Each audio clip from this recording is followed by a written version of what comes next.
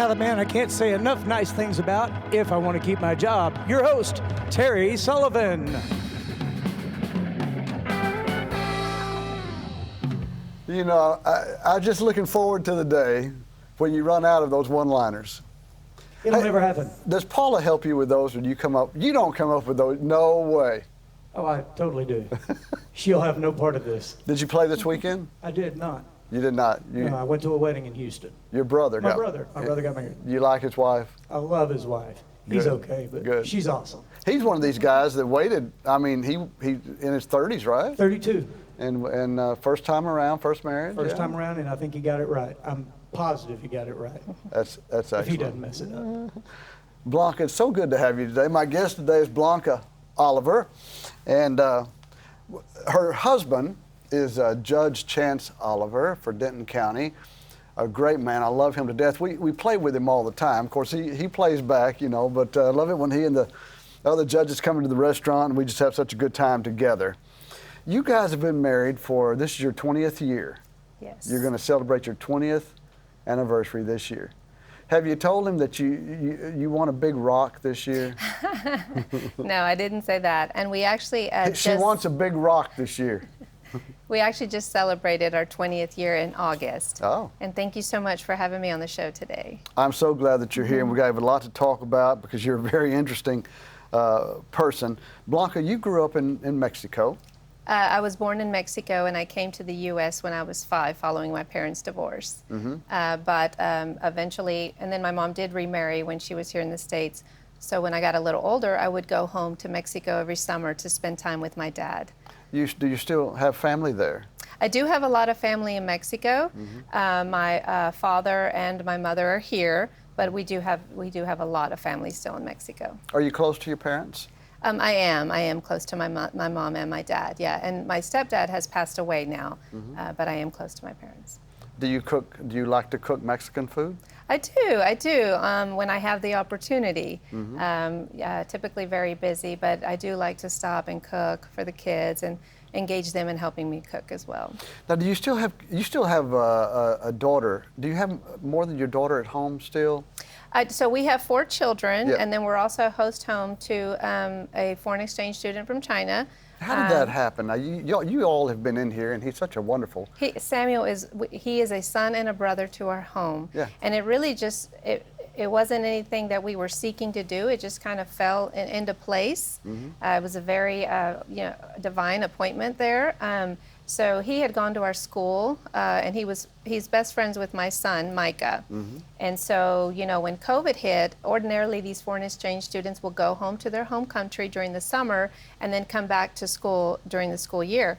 Well, he couldn't go back home to China, and his host home situation was ending. So Micah came to me and said, "Mom, Samuel needs a place to live. Can he live with us?"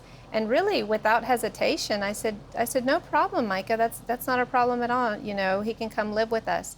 Now, mind you, he's already graduating. He's about to go to college, and so it was really we were talking about a 6-month span before he could go on to college in January after that following year. But we just fell in love with having Samuel in our home, and he goes on all our family vacations. He's now a sophomore at SMU, but he comes home every summer, or he'll call me and say, "Mom, I'm coming home for the weekend." So. With your kids, your 4 kids, and Samuel as well, there's such a neat vibe. I love it when you come in here, and I just kind of sit back and watch them because they just have fun together. You can tell it's a very tight family unit. We are very close, and I think that's one of the things that people compliment Chance and I the most about our family. People that spend time with us or go on vacations with us, they'll say, "We can tell you guys are really, really super close." My kids don't really, apart from the occasional squabble, my kids or my boys have never really fought or come to blows on anything, or that we'd had to physically separate them and say, you need a minute. Sure. My kids are they're very, very close. We really are each other's best friends. Well, let me ask you a question. Now, how did you and Chance meet? So we met working together at the same law firm. I was already at the law firm working, and Chance came in as one of our new young associates. And he had just left the district attorney's office as an assistant district attorney. And we were friends for a really long time. Oh, And come on now. Did he have the eye for you first, or did you have the eye? Did you look at him and say, that's the guy? well, there's the quick story I will tell you about the plant. And so I had a little cubicle out in an open area, and he had an office, and there in between was a ledge with a plant that was about this size, but it was just enough to where if I was working at my desk and I would look over, that plant could obstruct the view, to see Chance. Mm-hmm. So every morning I would wonder why that plant was here, and I would do this. And we did that for months, but we really became fast friends, and just really to this day, he is my best friend. Mm-hmm. We just celebrated our 20th wedding anniversary this past August. Well, did you kind of, Chance is kind of an unusual name. On your first date, did you say, what's with the Chance name? Well, Chance is his middle name. His first name is Leland, and that's his father's name. Mm-hmm. Now, I had never met a Leland, and I had never met a Chance. Right. Blanca, let's talk about some goals that you have. Yes, Now, you currently are in a race, I am. and you're running for the Justice of the Peace for Precinct 6 in Carrollton. Yes. Now, let me ask you this, because you have a great life, a great husband, a great family. I mean, just almost picture perfect life.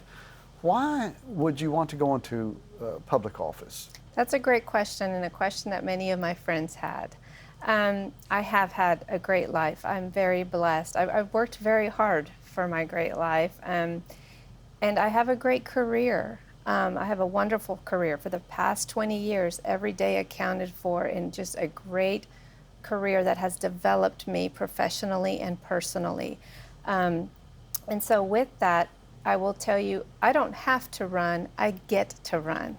And I'm so excited to run because this is for me really the trifecta of someone who has a lot of legal background, a lot of business background, and now we'll be bringing that into a well-rounded, to bring it and make it a well-rounded role into the court system and as a public servant. Mm-hmm. And so being able to bring all my experience, all my preparedness in order to give back to the community is just something I'm just very excited about. Mm-hmm. I'm running to give back to this community, my community of 18 years. Blanca, at your core, now you're a wonderful Christian woman, your whole family, wonderful Christian people. But at your core, who is Blanca Oliver? At my core, well, first and foremost, I'm the daughter of the King. Mm-hmm. I'm a wife to Chance. I'm a mother to 4, now 5 beautiful, wonderful kids. Those are my most important roles. But Blanca also is her own identity. Blanca is her own person. And I think that's really one of the things that in my marriage to Chance, we really have supported each other and encouraged each other in what that is of our own identity. So he supports me in all the endeavors and goals that I have. Mm-hmm. That's why I've been able to do so well in my career. I support him in all his personal endeavors and goals. And this is something we do very outspokenly. So this is something we the community sees that. We're very involved in our community together. There's a lot we do together. There's a lot we do as individuals. But at the core, that is who I am. I'm just a woman who really loves giving to my community and just really cherishes my family. Running for a political office is difficult, no matter what level you're running. What are the challenges that you're having or that you've had so far? Yes, well, anyone who has run a campaign understands that it'll take everything out of you, physically, emotionally. It is very difficult.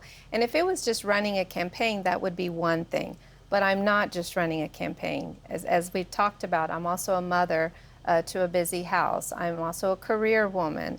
I also have things that I really enjoy doing, like serving in my community, which I've done faithfully. And so it's the culmination of all the things that I do, but it can be tiring and it can be a lot. So I'm really looking forward to November 8th. Yeah, so you're a mother, you're a wife, you a career. Yeah. Where do you find the time? I mean, you have to go out and press the flesh and Yes. walk the neighborhoods and Yes. all of those things that you have Yes. to do. Do you have a strong support group?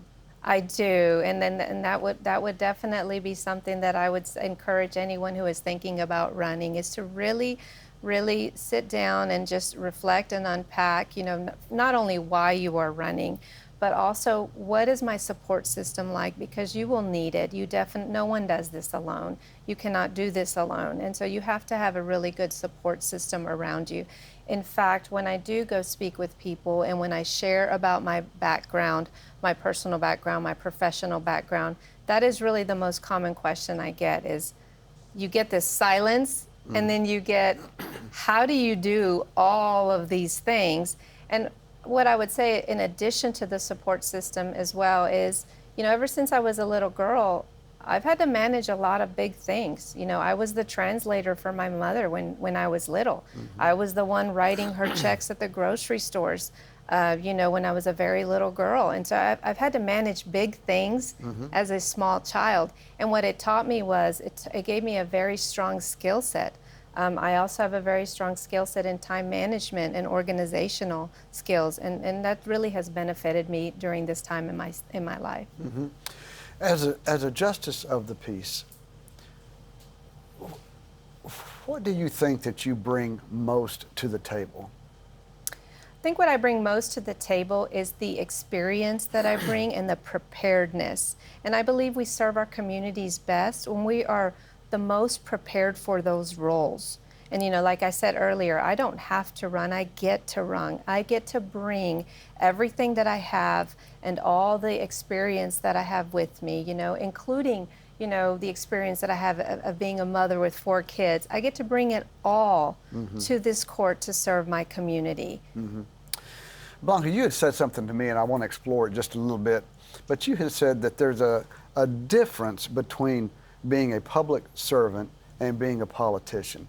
Define that for me. Yes, and so that's a very good question. So they're interchangeable in many ways. A politician does publicly serve, they are a public servant, but that doesn't necessarily translate in the reverse order. A public servant is not generally a politician. And so for me here in this role, specifically to the Justice of the Peace role, you're talking about serving the people, serving the community with no self-interest at all. Nothing to do with any of what your personal views may be or how you vote privately in the ballot box. This is really about, this is also not a court of policy. And so this is really about governing well the jurisdiction, the matters that are before this court, and serving the community, serving the people, giving the people the best judge possible for this role. If as a Justice of the Peace, what are your expectations in that role? Yes, and so I would say the expectations would be to really just serve the community as best possible. Leaning on my business background, you want to look at really running an efficient court for the people, one that the people can come in and say, I didn't have to wait hours upon hours, or when I came, this was the process. So it's really all around the process that you want to make sure. And then you also want to make sure that, people will come to settle their disputes, and they're mostly in this court, it's mostly civil disputes. And so, some people may not feel that, it went exactly as well as they think that it should have gone or whatnot, but I want them to feel like at least they were treated fairly and they had a fair process. Because the judge's responsibility is as to the process, not the outcome. What do you like to do? What is your hobby? When I have the time? Yeah. I love to read. I am in a book club, but right now the ladies are being very gracious to me. I've not been able to read the last few assigned books that we had, but I love to learn. I mean, I know that one wouldn't necessarily call that a hobby, but I do love reading. I do love reading a lot, and I love just being outdoors. I love walking. I love hiking. Every year my family takes a trip to Colorado to a family camp. that's very special to us. And we hike a mountain as a family. And we start about 4 in the morning, and we get up there and we just watch the sunrise. Now, I've always missed the sunrise because I'm a little slower, but they wait for me. But we're just doing things together with my family in addition to reading. Do you have siblings?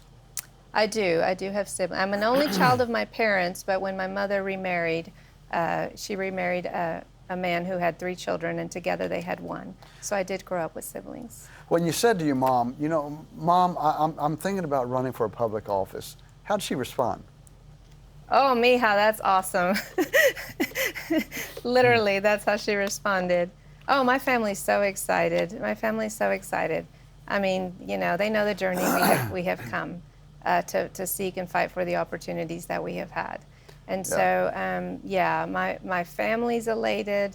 My community of people that I do life with, and even in the professional world, what I have heard the most was, you are built for this. This is what you've been built for.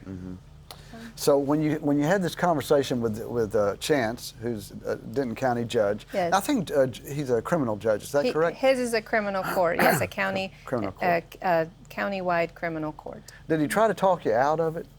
No, in fact, interestingly enough, he'd been asking me for many, many years, because in the work that I do, it's very closely related to the work that is part of the JP Court. And he had asked me for years. So this has been percolating in my heart for many, many years. But again, for me, it was about the children being older. You know, my role as a mother and wife, I take that very seriously. And it's really about now that they're older, now Mom has the time and the ability to really focus and fully dedicate to this endeavor. So I'm very excited. Yeah.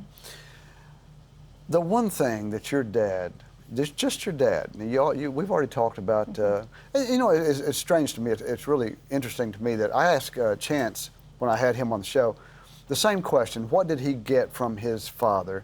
And he had the same answer, a strong work ethic. Work hard, be honest. The one thing that you got from your dad, yes, what would it be? So I was raised by my stepfather, who was a Vietnam War veteran. And so in him, for me, a seed was planted really for a love of country, a love of just, you know, really a patriotism. You know, I would say that being the daughter of a soldier is just, that is truly sacrificial love. That's agape love, you know, when you fight for your country and serve your country. My father passed away at 55 from what was ultimately attributed to the Vietnam War with the Agent Orange and whatnot. I was his power of attorney at the time, helping him through all the Veterans Administration. So he passed as a 100% service-connected disabled veteran. So, you know, he really taught me that to make your opportunities matter here, because someone has fought for them. And so just a love of country, a love of serving others, and a love of serving others sacrificially with no regard to self as it relates to those roles. Yeah. That's rare. That's rare. Blanca, do you mind if I ask you, since you're from Mexico, do you mind if I ask you, and if you don't want to talk about it, just say, I'm not going to talk about that, but do you mind if I ask you your opinion on Border Patrol? Well, you know, you have to remember too, as a judge candidate, you have to be very careful, because there are judicial canons around giving opinions around certain things. And so I will just tell you, as someone who has come here to this country legally, I will tell you that right now, you know, it is a crisis, and I don't think that's anything that's an opinion. I think that it's a very factual statement there. But I would say, you know, we need a lot of people to come together and try and figure this out, because you are really dealing, what I will tell you is, it is very clear that you are really dealing with a humanitarian crisis. Blanca, your relationship with the Lord is very well known. You're a strong Christian woman. That's your grounding. That's your grounding. Tell me about your walk with the Lord. Thank you for asking that. So I did grow up, you know, I grew up going to church. My parents, you know, that was very important to my parents. I grew up but not really having a relationship, if you will, just kind of having what I would now consider just rules and things that I needed to do or the box I needed to check. But in my early 20s is really when I just really came into a relationship with Christ. And my relationship with the Lord is the most important, being that from there all your relationships flow. And so, raising our family in the church was also very important to us. But we are the church. So wherever you go, you are the church. And so our family is a faith and a faithful and a very strong family, and not just with the Lord, but also in our relationship with others. How does that transcend in your life as a judge? I mean, are they one and the same? I mean, you can't leave your life as a lover of God and a Christian woman, and I'm not sure how I'm trying to ask this, but how do they connect?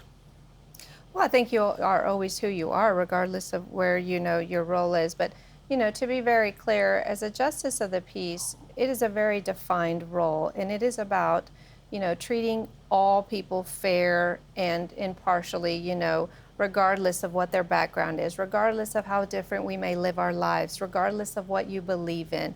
It's about following the law and following the facts and evidence of a matter. But at the end of the day, you want to make sure that as a justice of the peace, you are treating all people fairly and impartially. Mm-hmm. You guys go to Prestonwood. Yes. Jack Graham is the pastor over there. Yes. Is he not the best? He really is. He's a great orator, a great speaker, preacher. One of the things I love about Jack Graham is that he treats everybody the same. Yes. No matter what walk of life, yes, he treats everybody as he believes that Jesus would treat them. That's right. So are you involved in your church? I am. I teach every Sunday, and I've taught a Sunday school group, a group. I've had my girls since they were 3 years old, and they're now about 15, 16 years old. We're now in life groups and table settings, but I've been serving my church since 2004 when we joined. We do a lot also with our sports ministry, and so we're very involved in our church.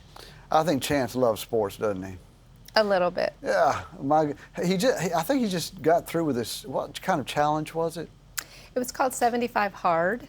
Yes, and he lost a lot of weight because he also chose not to eat breads and pasta, but really 75 Hard is more about discipline and having discipline to complete something that you've set out to do, and he did. Chance is probably one of the most disciplined people I know. No doubt about that. Except when he comes here. I mean, he eats, I feed him a lot. No, I'm just kidding about that. For voters to vote for you, why? Why? That's a great question. So I would say you have two choices on November 8th.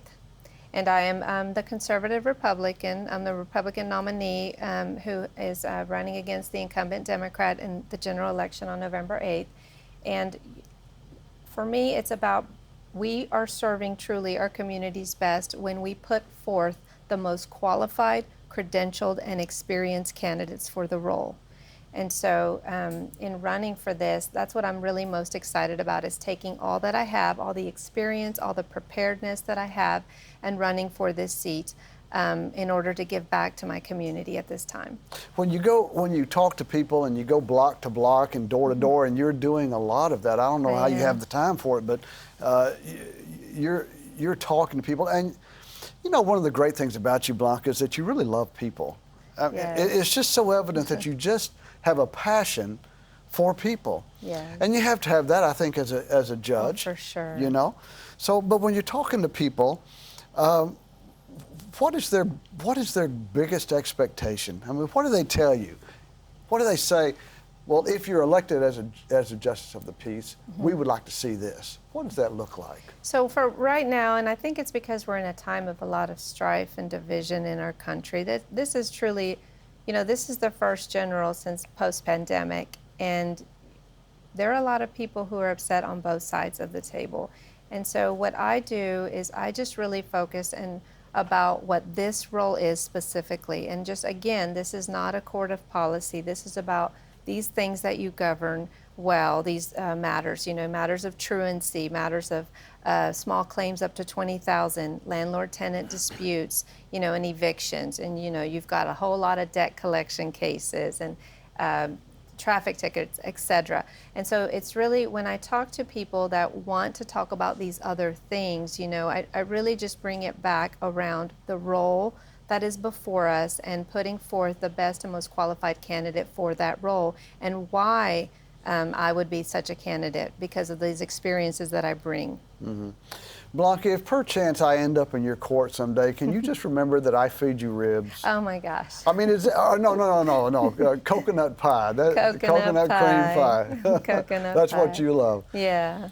I am so appreciative for you to be here. I know you're busy, but I really wanted you on the show because I love you. I love your family. I love your husband so much, and I think you're a great asset. I think you're a great asset, and I think you'll be a great asset as a Justice of the Peace. Thank you for being here. Thank you, and thank you for having me here. You're Thank welcome. you so much. You're welcome. Terry, take us out, buddy.